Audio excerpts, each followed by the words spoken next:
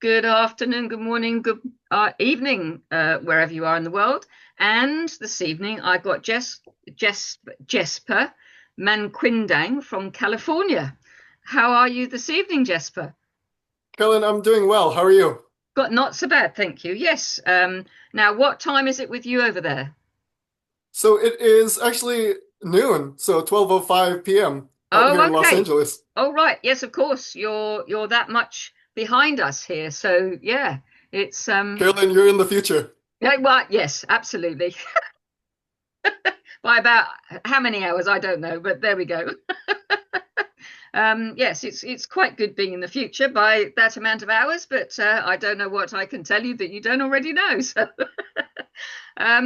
So my question that I ask my guests is, what is it that you enjoy when you're not working? Activities, all sorts. Just tell me. Excellent question, Carolyn. Thank you again for having me. Looking forward to this conversation. Yeah, me And for too. me, I'm a runner, so just having uh, that t putting in the time and that effort to really put in those miles, I became a marathon runner, and I would say the journey just came with so many challenges. I just remember growing up. I mean, it's very rare for a young child to come up with the idea of saying, "When I grow up, I want to run a marathon." For me, I'm not really sure where that exact source came Right. from, but I knew that I was just inspired uh, by people who just accomplished those major goals, and Yeah. I saw marathon running as, one of those opportunities, and I told myself, this might sound crazy, but running 26.2 miles, I believe, when we convert that to kilometers, about 42 kilometers. Uh-huh. And I, I took it step by step. Of course, I did not decide to run all those 42 kilometers overnight. No, well, I That's should hope a not. little bit wild. Yes, it would. That would have been a But bit, yeah, a bit out there. But at what age did that come to you? so it was in my 20s. Right. I wanted to really find something that would provide a challenge. And indeed it did. And I did work my way up. I started with I mean, of course, a quick run around the neighborhood. Then I signed up for my first 5K. After I completed that, I signed up for a 10K and then a half marathon. And then I started getting nervous because I'm when not you surprised. just get when you get to that level, it's you start to feel it. Mm. And then I gave myself a couple months to keep training. And then I remember when I was at the start line of my first marathon. This was San Diego in 2014.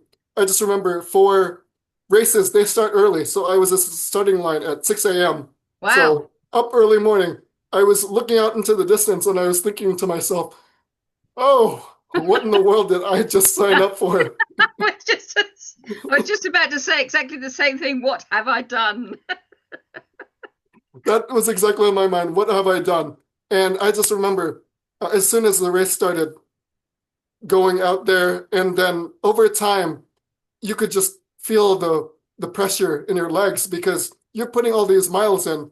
And as I got through it, of course, more pressure is adding up, and I'm thinking to myself, okay, really, what did I sign up for?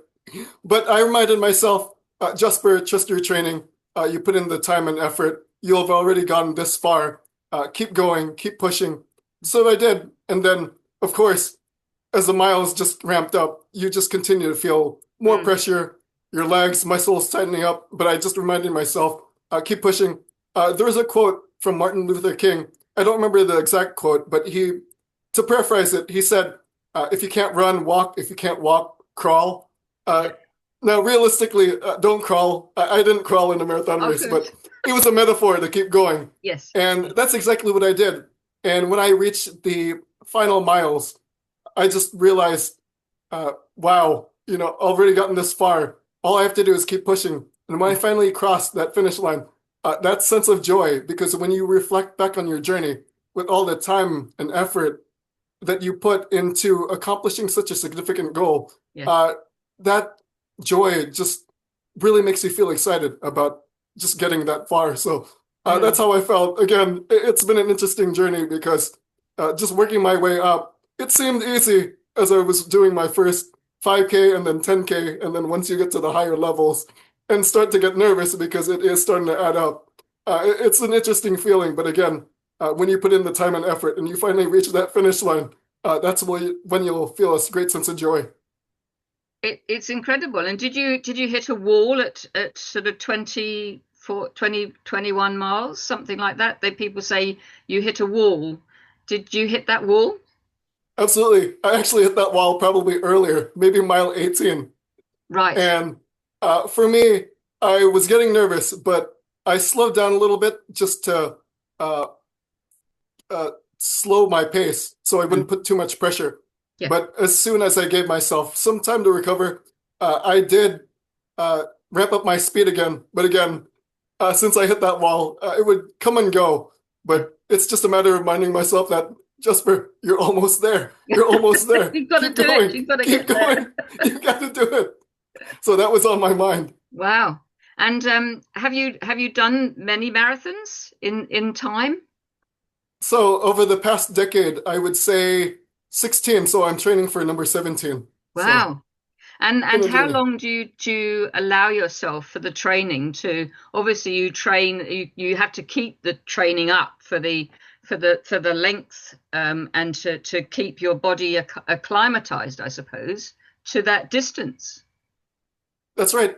For me, it's a matter of just maintaining. Every other day, I'll go on a quick run just to maintain that.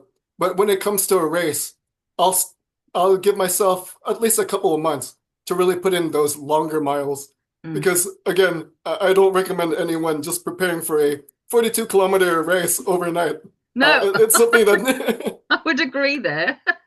it's something that requires some time. Yes.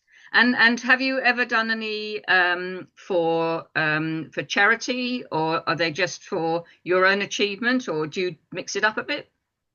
So when I did 5Ks and 10Ks, they were supporting various charities. Hmm. So I got to participate in those and those were fun. And they're called fun runs. Yes, of course. And there's the couch to 5K as well, isn't there? That I see people say, oh well, I'm not really a runner, but I'm doing the couch to 5K, and I thought, oh, that's jolly good. And not really understanding any of it because I'm not a runner, so it's like double Dutch. But yes, we have people. Have you heard of the couch to 5K? Very interesting. I think I have to look that up. Tell me more, Carolyn. Well, I hear people say so. The people here, and I'm not sure whether it's just in the UK or across Europe or the world, but people want to sort of start getting a little bit fitter. They're a bit sort of, a bit lethargic, and they want to do something. So it's called couch. So presumably because people just sit on a couch or a settee, and they do 5K. So they do it through an app or something like that, and it just gets them into it slow but sure. I don't know how far is 5K? It's about 3.1 miles. Right. Okay. Well, that makes sense. Yes. So they're doing that as a sort of introduction, and then I suppose they would then go on if they enjoy that to do maybe a 10K, and then I guess that the next would be a half marathon. So you've got the sort of the stages as it goes. And I've heard of people doing multi marathons as well, one marathon after another for endurance marathons. I mean, that's just quite something else. And of course, you have the marathons and the elite runners, don't you, that do the Sahara? Is it? I don't know what it's called. The Sahara, across the Sahara Desert. That's right. I'm trying to recall the name as well, but those can be really intense. Yes. There's a lady fairly local to here. She's about 20 miles away, and she's a vegan, and she runs an animal sanctuary, and she's an elite runner, and she's done the Sahara, she's done the Arctic and Antarctic runs as well, I think. Wow, those are some Yeah, extreme races there. yeah. How does she feel when she goes Well, through? the way I think about it is that, hats off to her. It's quite incredible, and I think there's the point. I think that you can be a vegan and do these elite sports, and I think she's quite up there, in the the results and the time that it takes her to do these marathons. I mean, my goodness me, to from one extreme to the next, isn't it? She trains on the local roads around an area, as I say, about 20 miles from here. And going on these elite and these endurance runs, well, incredible. And I suppose, in a way, you're running in America, and I guess the temperatures affect the way you run as well. Oh, yes, absolutely. Because there are some places I remember doing a race in Las Vegas.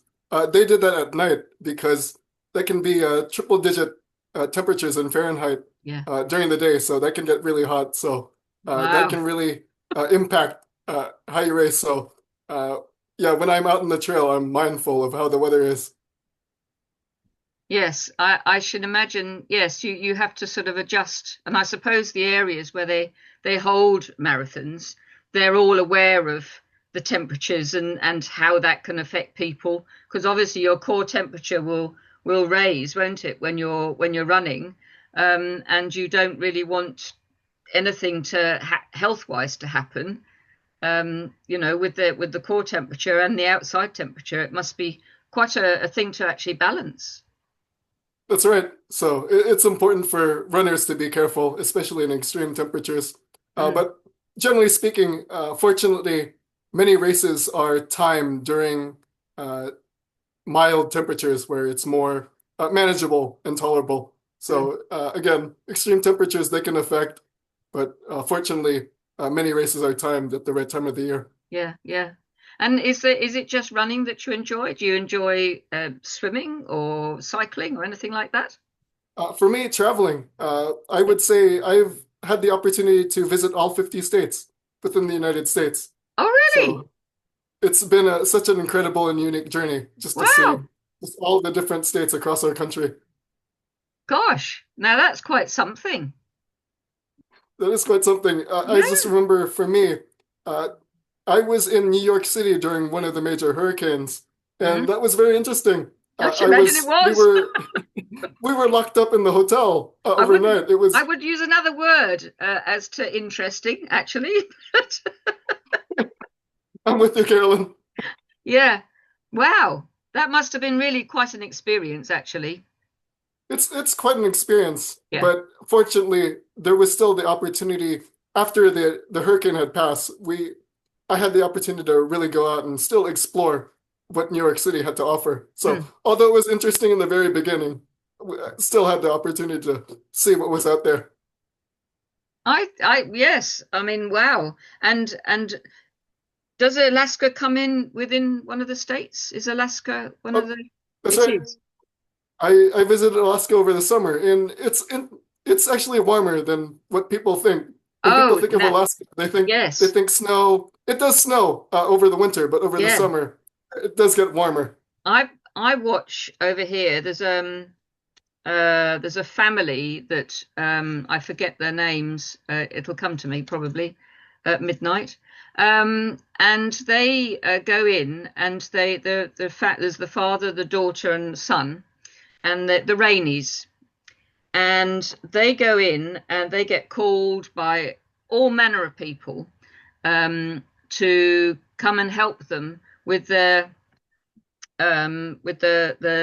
sort of where they live, so to make their outbuildings safe, so they're bear proof and wolf proof and coyote proof and all the rest of it. And some of the programs I watched, the temperatures that have occurred in Alaska are quite phenomenal.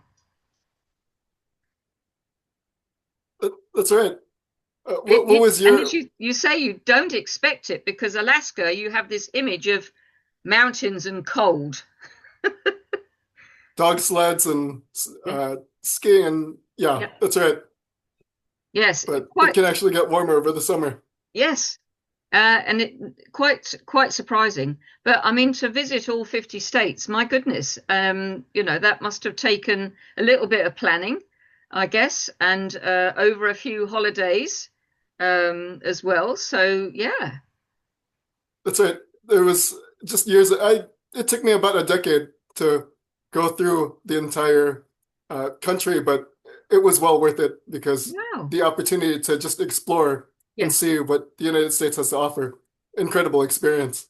you should write a book.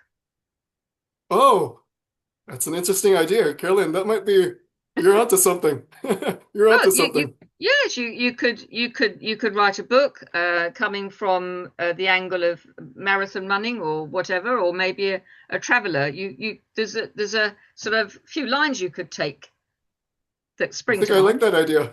Yeah, Oh, I'm excellent.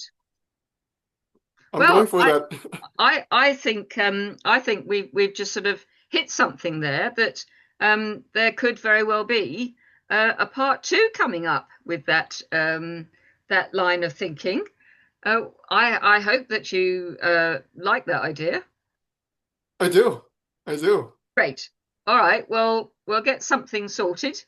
And in the meantime, Jesper, thank you so much for your time. It has been a joy to chat with you and learn a little bit more about marathon running. Not that I'm going to do any anytime soon. I take my hat off to you, really. The sort of the discipline behind it is really quite something. Yeah. So yes, hats off to you. But thank you very much for your time. And I think part two might be coming up sometime in the next few weeks, perhaps. Sounds great. Thank you, Carolyn. And I want to say a very quick hello to Steve Ramona. We have been talking about podcasts with Steve, and we were introduced, Carolyn and I were introduced within that community. And speaking of podcasts, look where we are now. Yes, thank you, Steve. We would have never have met if we hadn't, Jesper and I hadn't have met on your workshop. So thank you very much indeed. And we hope you enjoy listening to our chit chat.